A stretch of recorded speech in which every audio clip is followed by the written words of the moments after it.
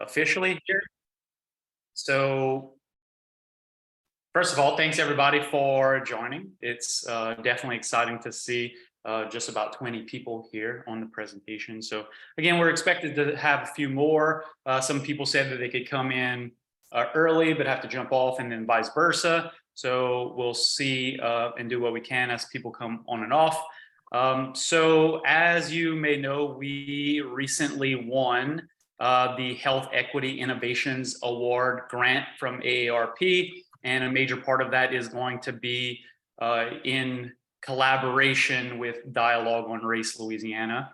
And we are going to do this partnership throughout the next couple of years. So this is our kickoff to understand what Dialogue on Race Louisiana is. And we have this little presentation here, and I'll go ahead and pass it over to Coletta. If you could introduce Maxine, and then we'll get started.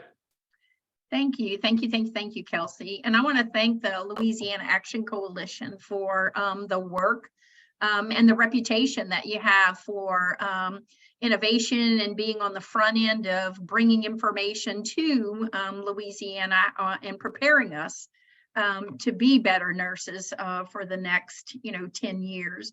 When the request came across around looking at racism, I automatically thought of Maxine's program that she does here in Louisiana and in other states, Dialogue on Race, a structured 6 weeks program where you facilitate someone through conversation. And it's really about changing one's mindset. It's about changing our mindset that then changes your heart.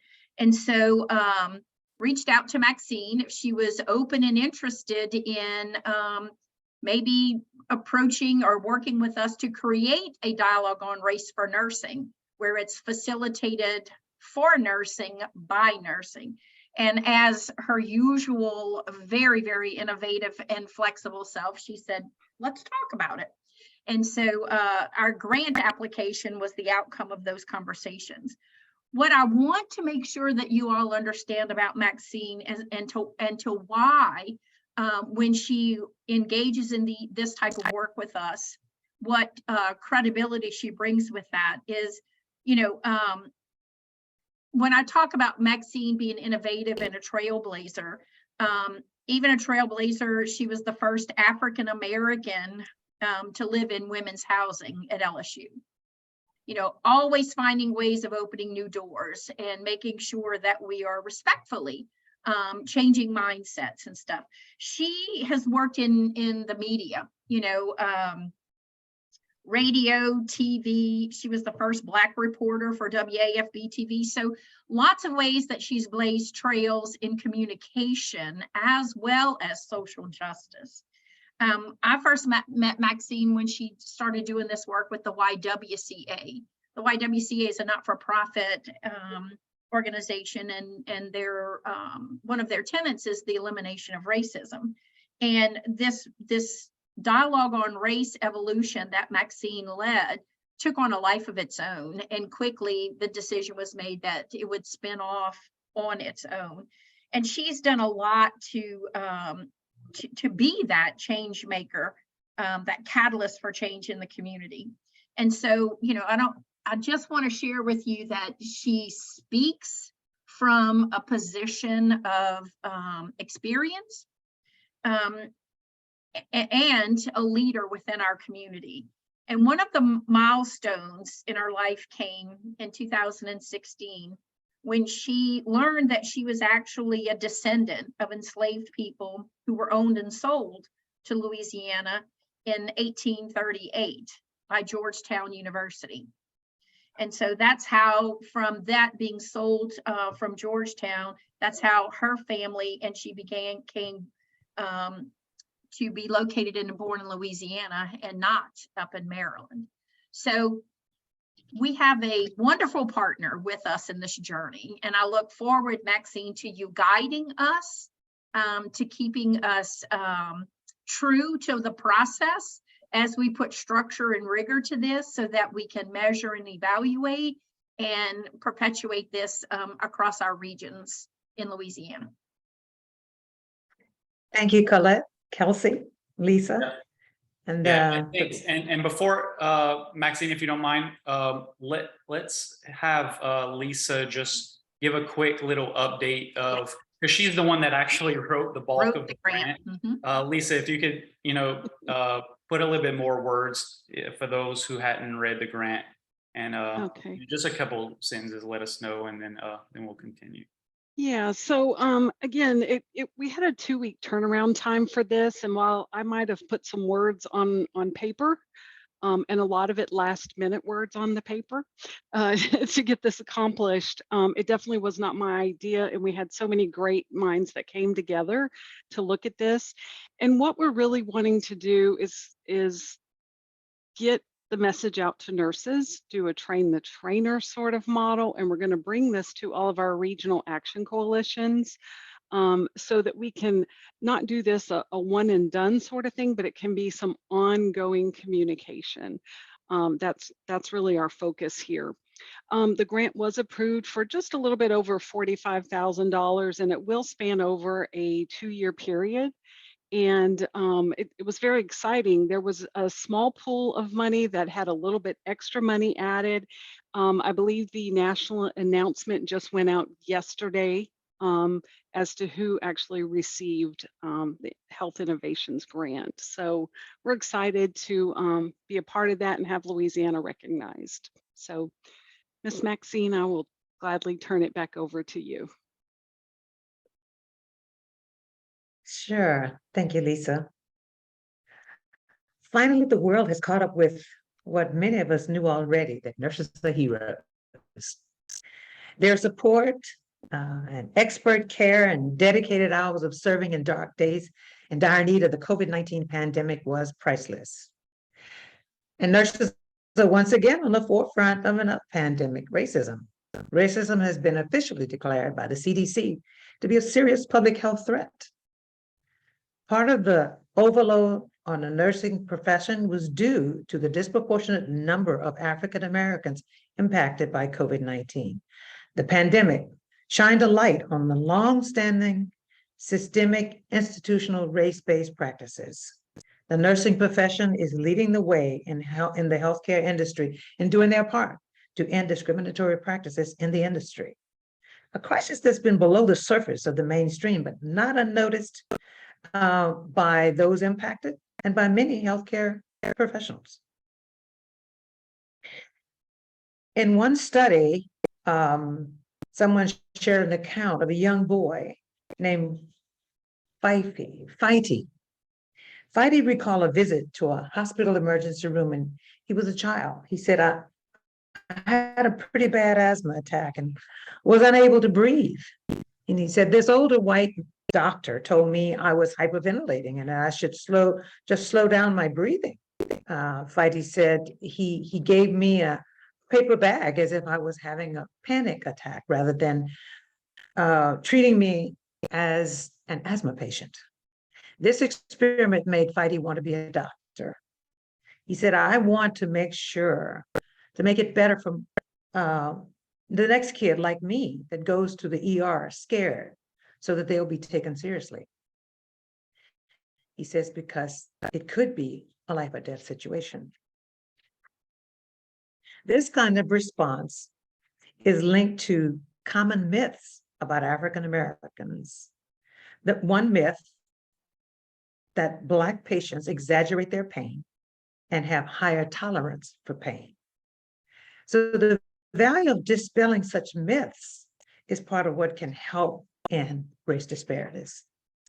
So yes, as president and CEO of Dialogue on Race Louisiana and the lead designer of the series and this presentation, I'm very happy to be here and to be joined by Tony McAllister and John Lewis, depending on the size of the group that we get. And those are the facilitators we have waiting to facilitate with you. And it's an honor and a privilege to be invited by the LSU Action Coalition to launch a Dialogue on Race collaboration. We look forward to doing all we can to help you prepare for adding another significant role to serve in your industry and the community in becoming healthier and more equitable. And to further your own mission of creating, of increasing diversity of the nursing workforce, and to address some of the underlying aspects of racism that continue to exist today. As it exists today, racism is often believed to be about individuals disliking or mistreating each other based on race. But racism is a system of designated categories for citizens that provide institutional advantages for one group that is not open to all others. As you know, the practice of racial discrimination was made illegal in the mid-20th century, but the barriers, practices, and policies have become entrenched and accepted as normal. Too often, racism is seen as episodes of hate or evil that are disturbances in an otherwise normal society of good people. But these occurrences are the consequences of a racialized system leading to continual growth until it has become a crisis.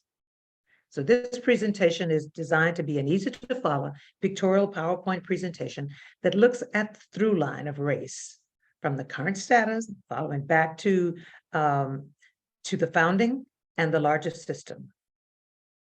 The presentation will include historical attempts to change the race setup and resistance to that change, and the line that leads to the power of a narrative that has entrenched it deeply into the society and what impact that has on your industry and everyone.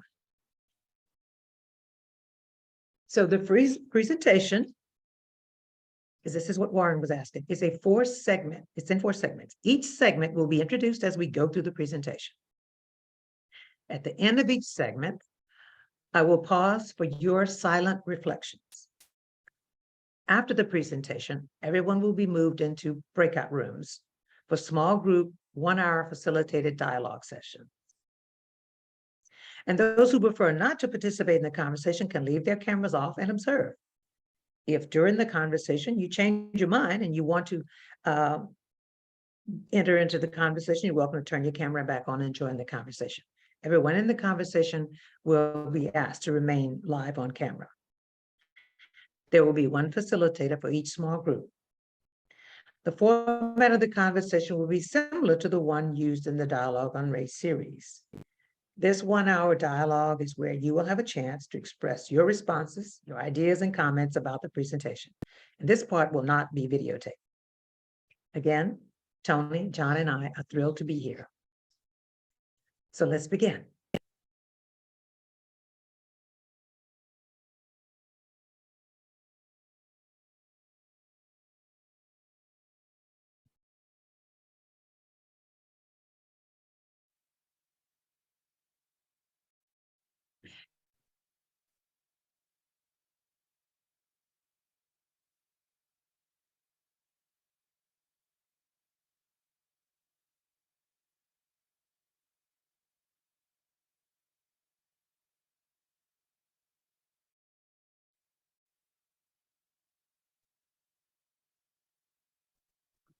There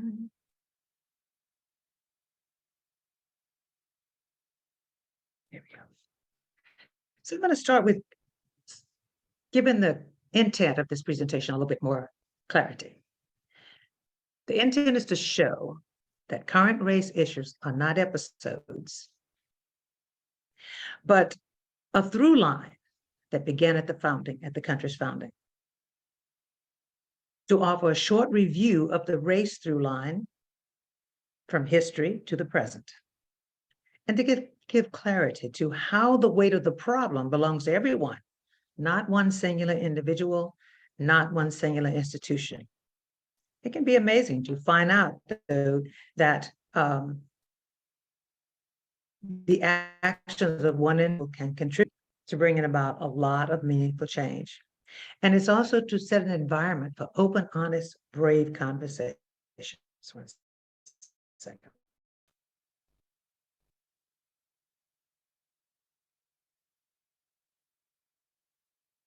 All right.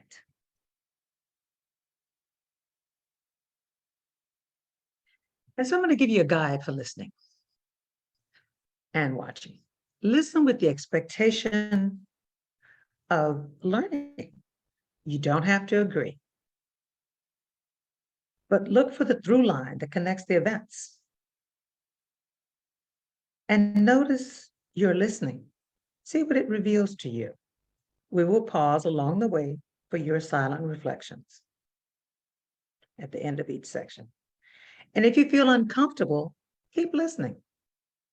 You might be surprised at what value you will find from that.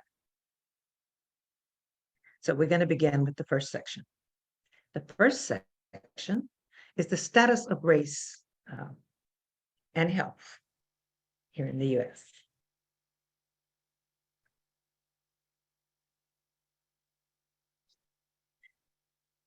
Ethnicity is America's reality.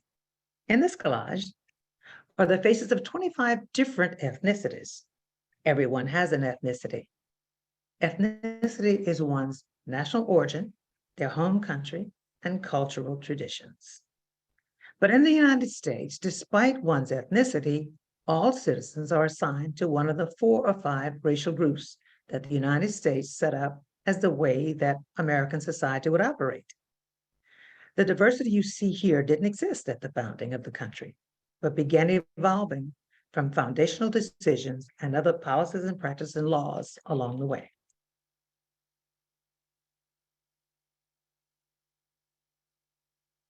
Decisions made at the founding of this nation began to reveal a hierarchy of human value, with whiteness being preferred. This is an uncomfortable message for some to hear, but this setup is not without consequences. And I'll point out one that is directly related to healthcare. The Hospital Survey and Construction Act of 1946. That act provided funding and allowed for racial segregation in hospital access throughout the United States during the Jim Crow era of legal segregation. This act ingrained overt healthcare segregation and hospital access, and hospitals remain unequal because socioeconomic factors such as wealth, insurance coverage, education, and because racial influence curtailed the likelihood of hospitals locating in historically marginalized communities. Now, this information is drawn from an online article from a website called RTI Health Advance, and it was from March of 2022.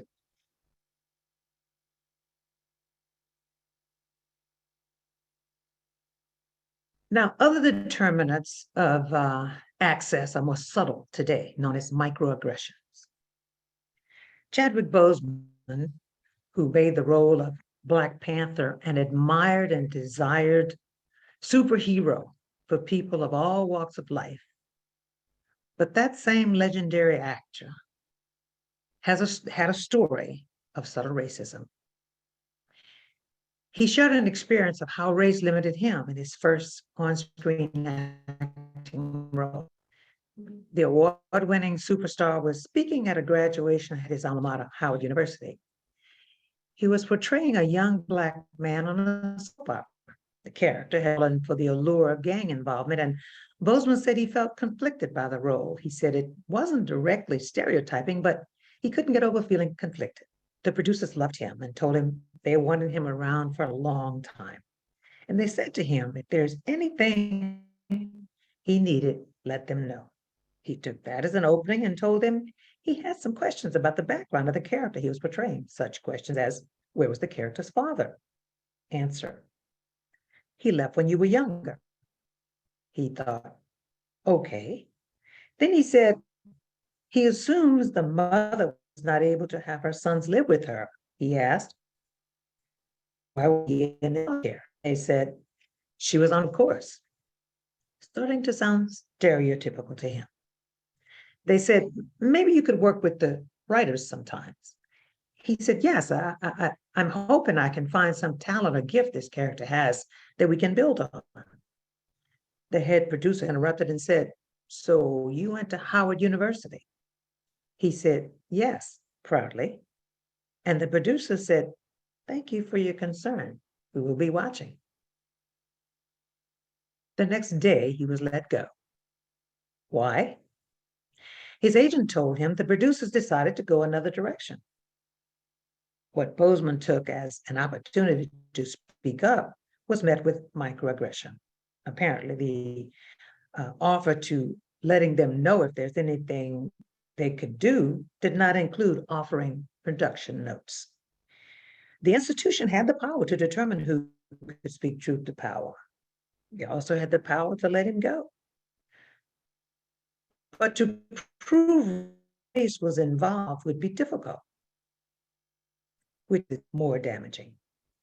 His story is not uncommon among African Americans. Similar accounts are often shared in the Dialogue on Race series. Microaggressions and its health effects. The daily effects of subtle racism is called weathering racism. A website called study.com referenced an example of microaggressions through a story one of the candidates in the study shared. Her name was Sierra. She said she was running late for work one day when her car wouldn't start. And she was also not feeling what she said.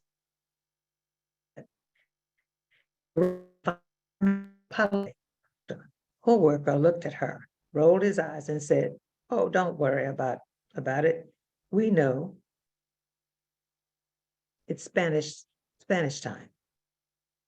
Sierra was so stunned by this subtle remark. Later that day, Sierra found herself staring at her computer screen, unable to focus. She looked at her reflection in the screen and just stared and started to feel really bad about herself.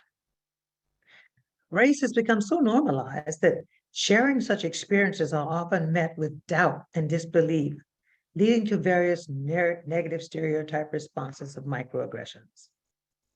The burden of proof of those racialized occurrences is therefore left on the shoulders of those experiencing it.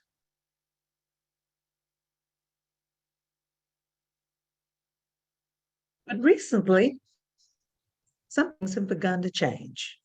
Corporations like Nike have begun taking on subtle racism as a corporate social responsibility. Nike released a new message across its social media platforms, calling upon Americans to take action against systemic racism and social injustices, no longer leaving it all on the shoulders of those experiencing racism. Nike's video flips their brand's iconic 30-year slogan of "Just Do It," opening up the stark Black background with white text with, "For once, just do it." Let's watch.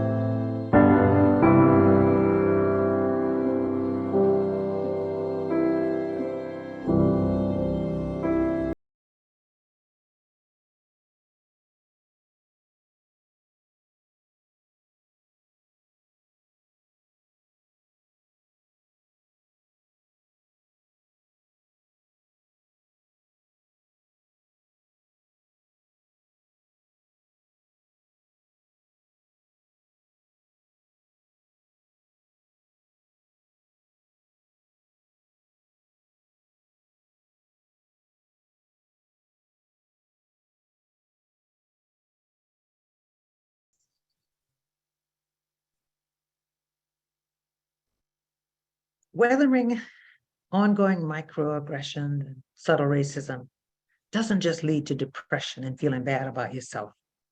It leads to crisis that eventually ignites. When horrifying episodes around race show up in the media, people seem disturbed and often surprised. The vigilante shooting of Ahmaud Arbery was seen as an act of meanness and hate. Episodes like the police killing of George Floyd and police shooting death of Breonna Taylor, the shooting death of Alton Sterling here in Baton Rouge, and the racist killing in Buffalo, New York, all added to a history of collective racial trauma, the lived experience of African Americans and other ethnicities of color. Instead of asking, why was Ahmaud jogging in that neighborhood? What if we ask, what historical decisions and policies led to all white neighborhoods and all Black neighborhoods? Why is that normal? Why is that considered normal? So I'm going to pause now for your thoughts.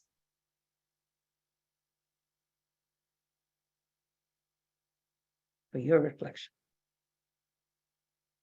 On the brief sketch of us of race and states, which do you hear most? It's just the way it is. How did we get here?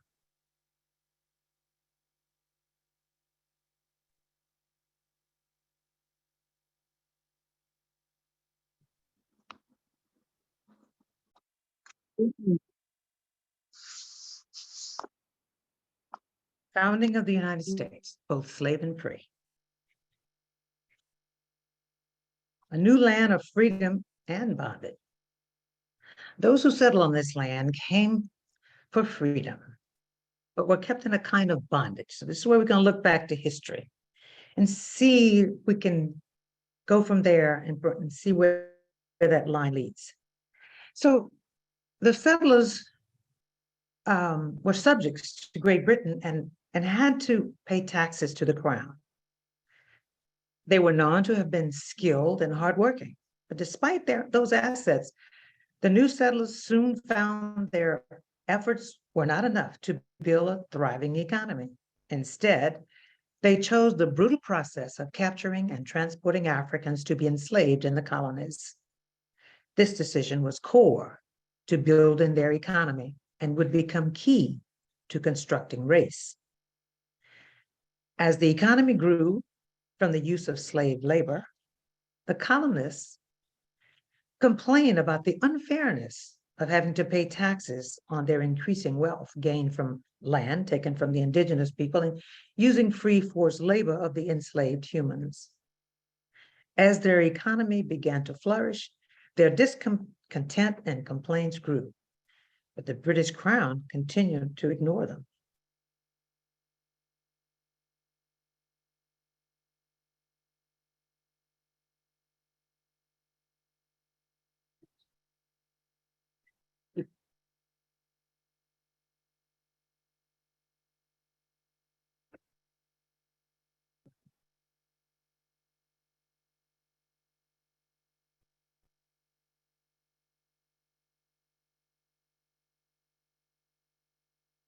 Second.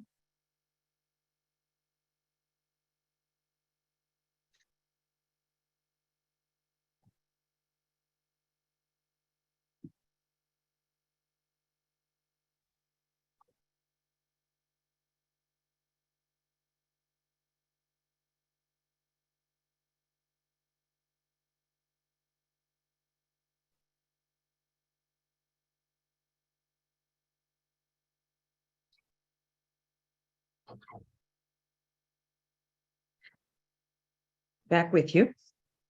So the Crown imposed more measures on the colonists, such as the Tea Act.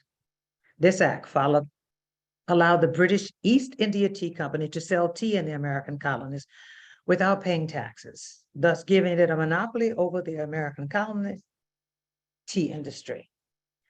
So who doesn't remember the Boston Tea Party, the defining moment that led to the Revolutionary War? So fighting to become an independent nation. So now what does this history have to do with shaping racism? Well, as part of declaring their independence, the founders needed to declare who would be citizens of the new nation. They had to determine who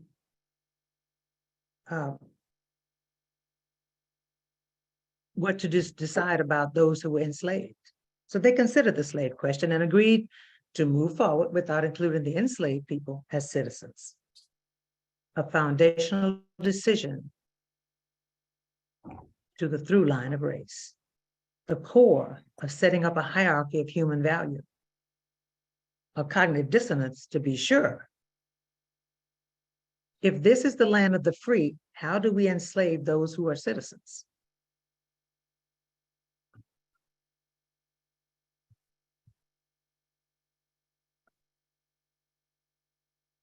So the newly formed nation had seen the power of the people and how hard they worked to build an economy. And in the 14 years, how hard they fought for the revolution and to become free.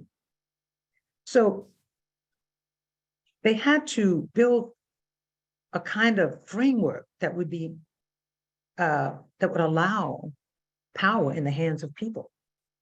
So the Bill of Rights was written and signed, and the Constitution was written and ratified. Those not included were the native inhabitants and the enslaved people.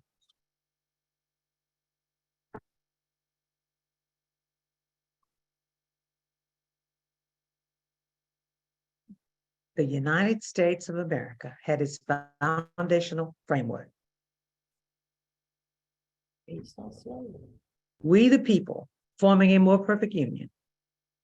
Once again, the slave question had to be addressed in this foundational document, the Constitution of the United States of America.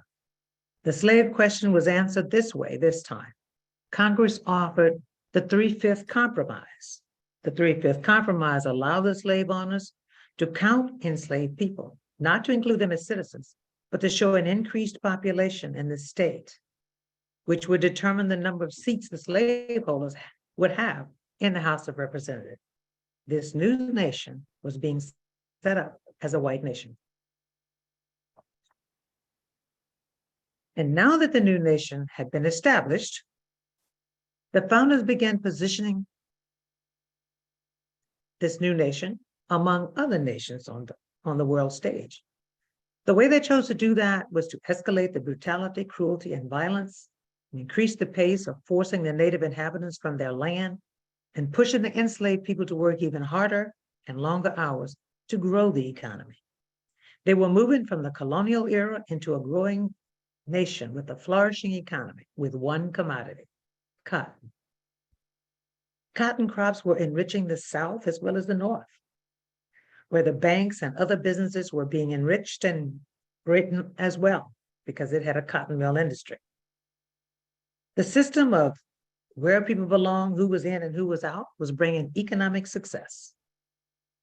Between 1801 and 1862, in only 60 years, this one commodity and these founding decisions had positioned the US as a world power, second only behind Britain. They added an enforcement component to keep the social order. They hired slave catchers to secure the property of the cotton industry. Slaves were legally considered property.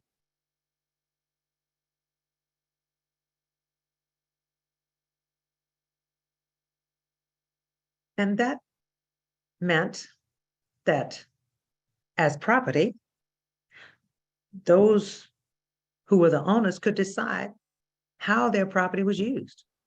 Therefore, the enslaved people had no rights. And it seemed fitting that I should mention one of the stark realities of what it meant to be enslaved and its connection to the medical field. Dr. J. Marion Sims, the so-called father of medicine, father of modern genealogy, not father of medicine, father of modern genealogy, which you probably know for sure. But what's less known are the mothers of genealogy. In the mid-1800s in Montgomery, Alabama, Sims conducted experimental surgeries on about 11 enslaved women. None of them gave consent to be operated on. None of them received anesthesia. Their suffering has largely been forgotten, overshadowed by Sims's medical achievements. The slave industry benefited this country on many levels.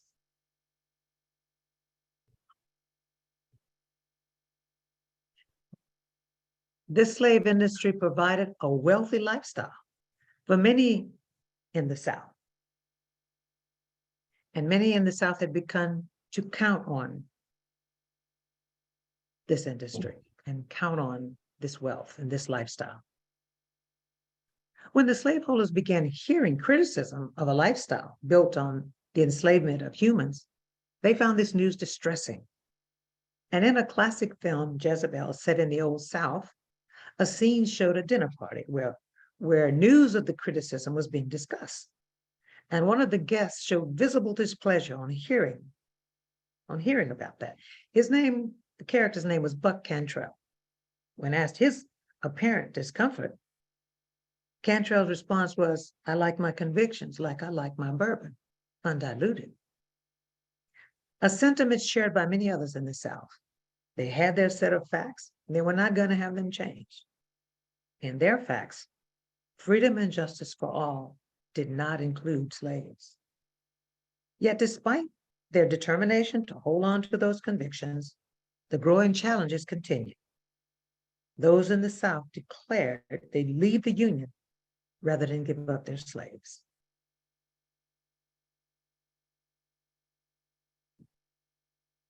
Your thoughts?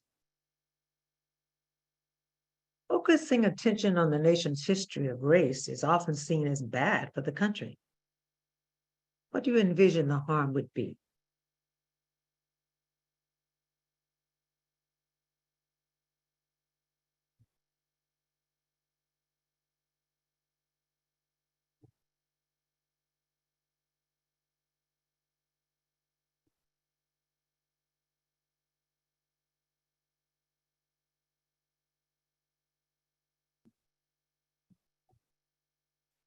So the third section, wealth, power, and access.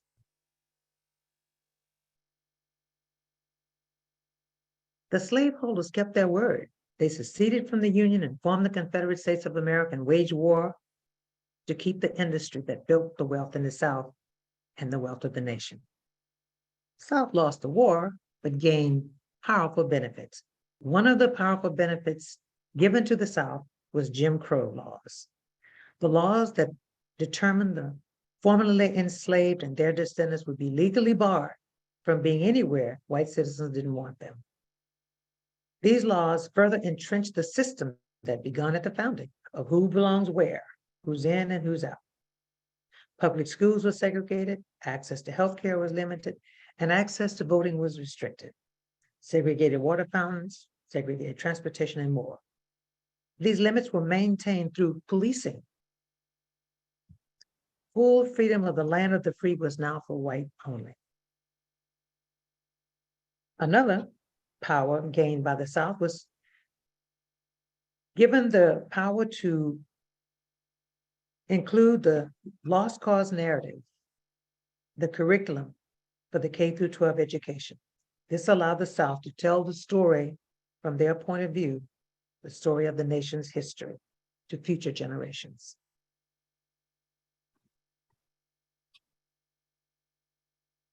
A powerful narrative. Jim Crow bondage lasted 100 years.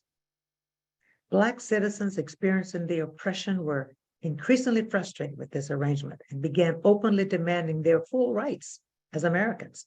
Here in Baton Rouge, a bus boycott was organized to demand the right to sit on any open seat on the buses. Black citizens had been relegated to the back of the city bus, even if there were empty seats in the area designated for whites. Black citizens boycotted city buses and chose to either walk or began ride sharing before there was Uber, until the policies were changed. After the success of the Baton Rouge bus boycott, the city of Montgomery, Alabama followed suit when Rosa Parks was arrested for refusing to give up her seat in a section designated for white citizens on a city bus. That led to a 10-year nonviolent movement. But despite the nonviolence of the demonstrators, police who were upholding Jim Crow laws responded by heaping heavy violence on the demonstrators. This movement led to passage of the civil rights laws, making Jim Crow laws illegal, no longer the law of the land. But as you know, that did not end racism. Discriminatory practices today are often unintentional, unconscious, indirect, in other words, subtle.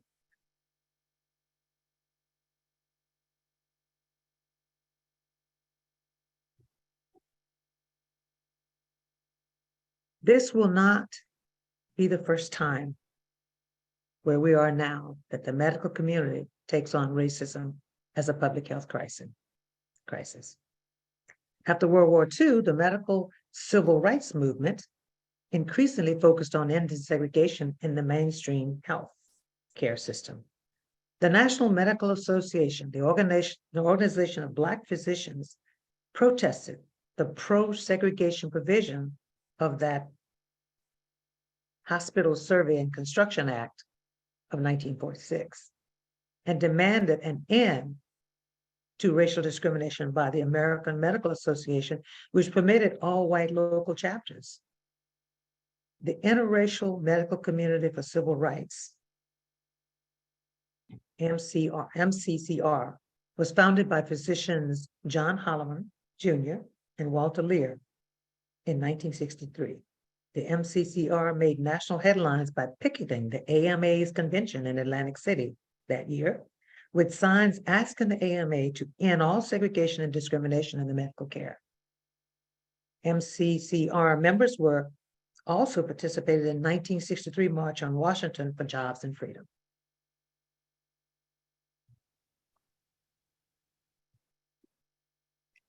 And so now the medical profession is engaged again because COVID-19 pandemic gave a wake-up call that couldn't be denied.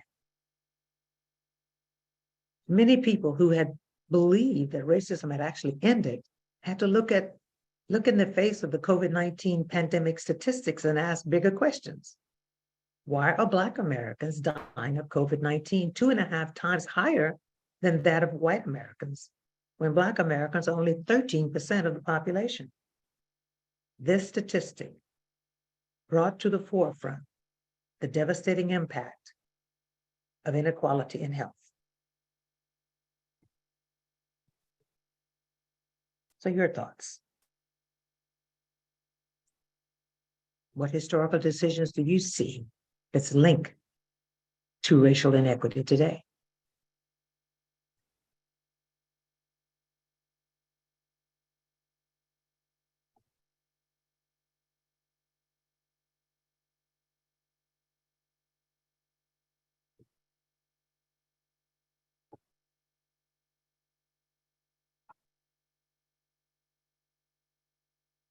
So the fourth section, change, resistance, and outcome.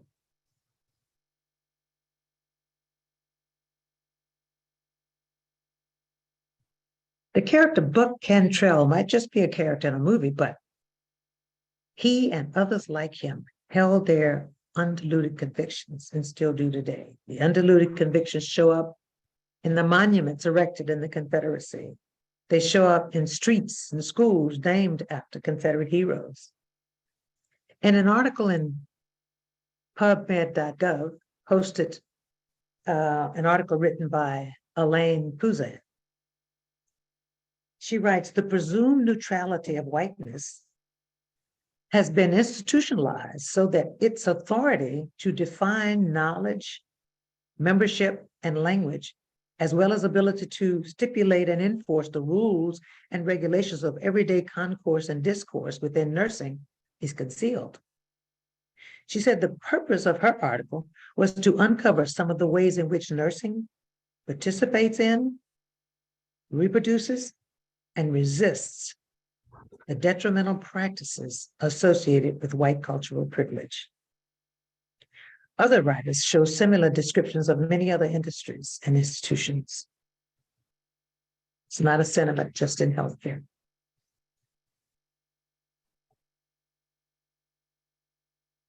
So what's the impact? Nurses at all levels and in all settings need to leverage their own power to advance health equity by making sure they are well prepared to bridge medical and social needs, by taking care of their own mental and physical health so they can care for others, advocating for policies that address poverty, racism, and other conditions, that stand in the way of health and well-being. This isn't from Maxine. This is from the National Academics Report.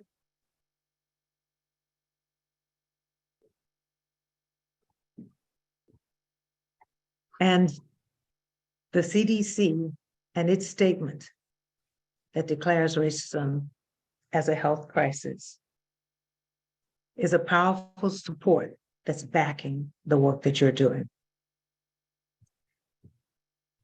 As Rochelle Walensky says, confronting the impact of racism will not be easy. I know that we can do this if we work together. I certainly hope you will lean in and join me.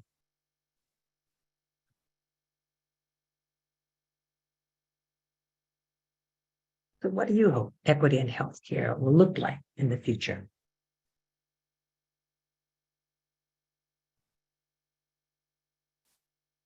Many efforts that were meant to end racism have been made over time. But racism is not measured by intentions. Racism is measured by outcome. And in the Brookings Institute article in June of 2020, the president of the Brookings Institute, John R. Alley, said, unaddressed systemic racism, in my mind, he says, is the most important issue in the United States today. And it has been so since before the founding of our nation. To quote Martin Luther King, where do we go from here?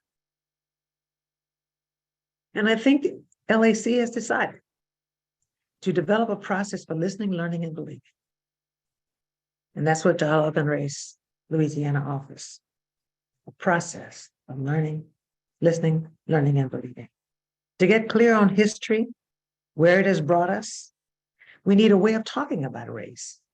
Dialogue on Race Louisiana has designed a way of talking that leads to understanding and change. You can't solve a problem with the consciousness that created it, and you can't solve a problem that hasn't been properly named. So the original series is structured in 6 weekly sessions. The sessions are interactive conversations that are formatted, facilitated, and backed with factual materials. And in this environment, participants have open, honest, brave conversations. And I hope I've given you enough information to invite you to be open, honest, and brave. So we're going to take a break now, and afterward, the dialogue begins. And this will be a space where you will be able to talk in small groups and express how you experienced the presentation and your thoughts as you follow the through line of race.